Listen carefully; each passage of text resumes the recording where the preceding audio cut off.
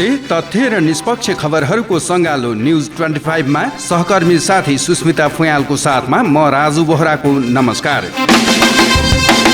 सुरु गरौँ दिनभरिका न्युज 25।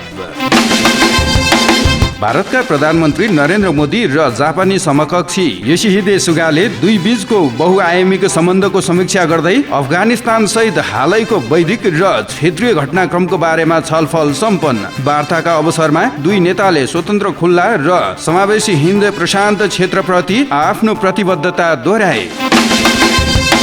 भक्तपुरको मध्यपुर ठिमीमा 13 वर्षीय किशोरीलाई जबरजस्ती करणी गरेको अभियोगमा एकजना युवा पक्राउ। सिन्धुली सुनकोशी गाउँपालिका 4 बस्ने 25 वर्षीय मिठाराम धिमाललाई बुधबार प्रहरीले पक्राउ गरेको जानकारी। धिमालले गत साउन 15 गते बिहान भक्तपुर मध्यपुर ठिमी स्थित गेस्ट हाउसमा ती किशोरीलाई जबरजस्ती करणी गरी फरार भएको भन्ने खबर प्राप्त हुन साथ महानगरीय प्रहरी परिसर भक्तपुरबाट खटिएको प्रहरीले महोत्तरी बर्दिवास नगरपालिका 1 मा लुकीछिपी बसेको अवस्थामा फेला पारेको जानकारी।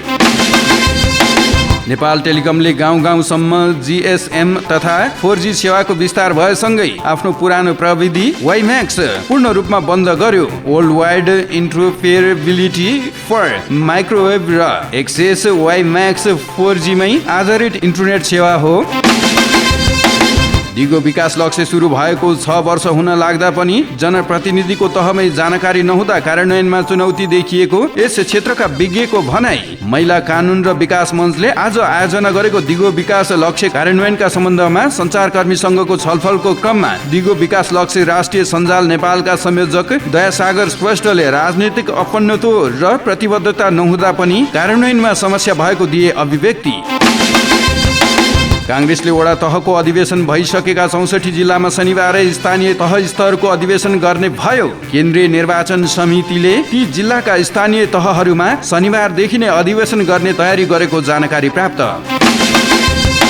नेपाल कम्युनिस्ट पार्टी एमाले सम्बद्ध उद्योग व्यवसायहरूको संगठन नेपाल राष्ट्रिय उद्योग व्यवसाय महासंघमा जेठ 2 अघि नै संरचना क्रियाशील रहने भयो। पार्टीले गरेको 10 बुँदे सहमति लागू गर्न बिहिबार बसेको बैठकले एलपी सावा लिम्बुलाई नै अध्यक्ष कायम राख्दै जेठ 2 अघिको संरचना क्रियाशील गर्ने गरी गरियो निर्णय। टापु व्यापार सम्झौताको विरोधमा चीनले पुनः आक्रामक व्यवहार देखायो। ताइवानको आधिकारिक सूचना अनुसार चीनले आक्रामक रूपमा परमाणु क्षमता भएको बम वर्षक विमान सहित 1 हप्तामा 24 वटा युद्धक विमान ताइवानको वायु रक्षा क्षेत्रमा पठाएको खबर प्राप्त। ब्रिटिस एजुकेसन ग्रुप अन्तर्गतको द ब्रिटिस कलेज TBCले लुम्बिनी प्रदेशको बुटोल स्थित नमस्ते एकाडेमी व्यवस्थापनको जिम्मेवारी सम्हाल्यो। ब्रिटिस एक्रिडेसन काउन्सिल BAC को मान्यता प्राप्त शैक्षिक संस्था ब्रिटिस कलेजले आधिकारिक रूपमा नमस्तेको व्यवस्थापन थाल्यो। नेपाल सरकार र विकास साझेदारहरूले काठमाडौँ घोषणापत्र अनुमोदन गरेका छन्। उनीहरूले नेपालको हरित उत्थानशील र समावेशी विकास ग्रिड तर्फको यात्राका लागि रणनीतिक कार्ययोजना निर्माण गर्ने क्रमको उक्त दस्तावेज संयुक्त रूपमा अनुमोदन। नेपाली काङ्ग्रेसले क्रियाशील सदस्यतामा विवाद देखाएका 13 जिल्लाको सदस्यता आजै टुङ्गोमा पुर्यायो। सिंहदरबारमा बसेको काङ्ग्रेस पदाधिकारी बैठकले वडा अधिवेशन नभएका प्रदेश 2 का 8 सहित 13 जिल्लाको सदस्यता बारे आज दिनभरिमा सहमति जुटेको खबर प्राप्त। पिकअप रोकेर ओट नलाइकन पिसाब फेर्न जाँदा इलाममा एकजना यात्रुको गयो ज्यान। रोकेको पिकअप पछाडि सर्दा किचिएर ज्यान गुमाउनेमा इलाम माइजोग माई गाउँपालिका 5 स्वयं गणेश गोलाईका 57 वर्षीय हिरबहादुर तामाङ रहेको खुलासा। भारतमा कोरोना भाइरसबाट थप 31,382 जना नयाँ संक्रमित फेला। यो सँगै भारतमा अहिलेसम्म 3,35,94,803 जना कोरोना भाइरसबाट संक्रमित। भारतको केन्द्रीय स्वास्थ्य मन्त्रालयले शुक्रबार बिहान दिएको जानकारी अनुसार नयाँ संक्रमित मध्ये 19,682 जना केरलामा मात्रै। काठमाडौँको ठमेलमा एकजना जर्मनी नागरिक मृत फेला। उनी ठमेल स्थित एक होटलको कोठामा मृत फेला परेको प्रहरी वृत्त सोह्रखुट्टेले जनायो। प्रहरीका अनुसार 3 महिनादेखि उक्त होटलमा बस्दै आएका जर्मनी नागरिक डेभिड मिट ज्याकट मृत भेटिएको र अहिले होटल सञ्चालकसँग सोधपुछ हुँदै। नारायणहिटी दरबार संग्रहालयमा राखिएको श्रीपेज निकाल्न खोज्ने एकजनालाई नेपाली सेनाले नियन्त्रणमा लियो। शुक्रबार बिहान अवलोकन गर्न पुगेका पश्चिम रुकुम मसीकोट 11 का खिमबहादुर घरतीले सिसा फुटाएर श्रीपेज निकाल्ने प्रयास गरिरहेको बेला प्रहरीको नियन्त्रणमा परेको जानकारी। दशैंका लागि अग्रिम टिकट बुकिङ असोज 11 गतेबाट खुल्ला हुने भयो। यातायात व्यवस्था विभागका महानिर्देशक नमराज घिमिरेले अग्रिम टिकट बुकिङका लागि उपत्यकाका विभिन्न 14 स्थानमा हेल्प डेस्क स्थापना गरिने दिए जानकारी। यसबारे शुक्रबार नै प्रधानमन्त्री कार्यालयमा थप छलफल। प्रमुख प्रतिपक्षी नेकपा एमाले उपाध्यक्ष वामदेव गौतमले दिएको पार्टीका सबै जिम्मेवारीबाट दिएको राजीनामा गर्यो अस्वीकार। भदौ 18 गते पार्टीबाट राजीनामा दिएका गौतमको राजीनामा स्वीकार नगरेको एमाले कार्यालय सचिव शेरबहादुर तामाङले दिए जानकारी।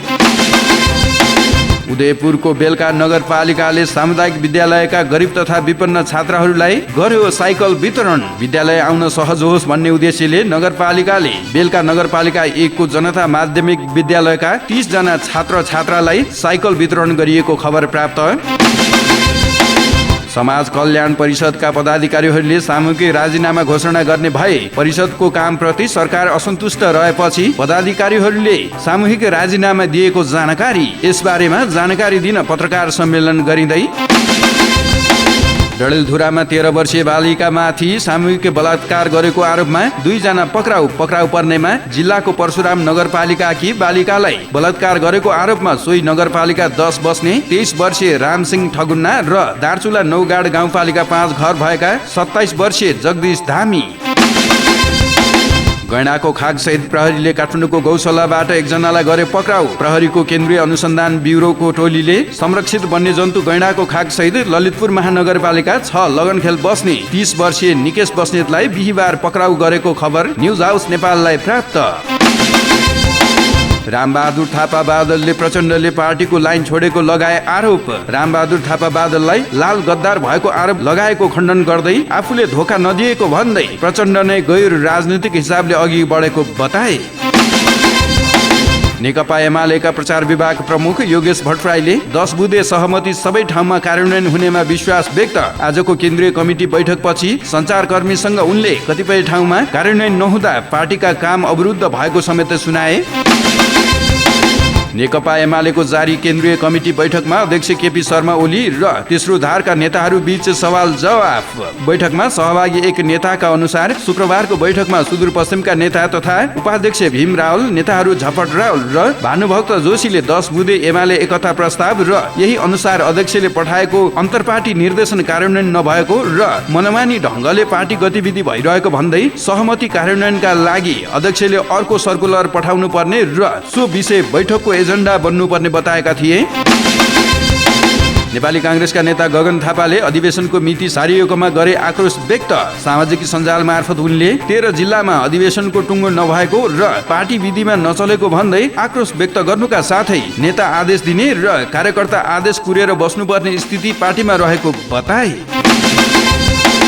र काठमाडौँ महानगरपालिकाले काठमाडौँका विभिन्न फुटपाथबाट व्यापारीका सामान जफत गरेर 4 वर्षमा लाखौं कमायो। आन्तरिक प्रशासन शाखाको तथ्याङ्क अनुसार 75-76 मा फलामजन्य सामान लिलाम गरिएको। उक्त लिलाम बापत 5,700,000 रुपियाँ महानगरले कमाई गरेको। यस्तै 76-77 मा लिलाम गरिएका सामानबाट 18 लाख रुपियाँ कमाएको जानकारी।